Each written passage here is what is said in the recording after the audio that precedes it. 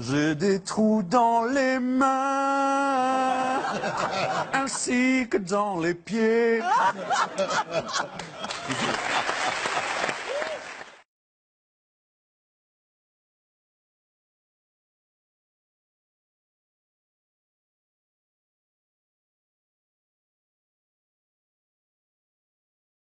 J'attire également votre attention sur un nouveau magazine, le magazine Jésus.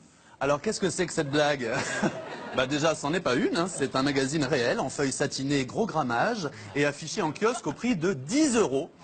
Parce que les voies du Seigneur sont de pénétrer ton portefeuille, visiblement. C'est un magazine religieux, portugais, queer, autant de questions auxquelles je vais répondre ou pas. Ça va dépendre de si j'y réponds ou pas. On y glane des infos comme celle-ci, qu'on trouve aussi dans la Bible, hein, ou qu'on évite soigneusement toute sa vie, ça dépend, mais aussi des images comme celle-là, qu'on peut aussi trouver tout l'hiver dans les mouchoirs de celles et ceux qui expectorent grâce à Mucomiste.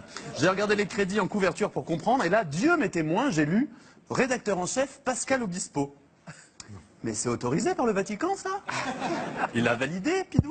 Je sais pas. Qu'on ferme les yeux sur les scandales pédophiles, passe encore, mais que l'église pistonne un chanteur bordelais qui a toujours été chauve, même quand il avait des cheveux, et qui porte des lunettes de vue à verre coloré, pour moi, ça, c'est un blasphème. Et surtout qu'il a mis en musique la comédie musicale Jésus, au sujet de laquelle on peut lire dans le mag: la bonne nouvelle, c'est que les temps changent. Suite à la comédie musicale Jésus, de magnifiques opportunités sont apparues pour faire connaître Jésus.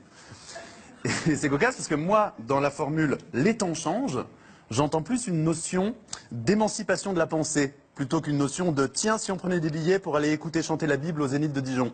Tu vois? Et ça, c'est mon avis personnel. J'ai des trous dans les mains, ainsi que dans les pieds.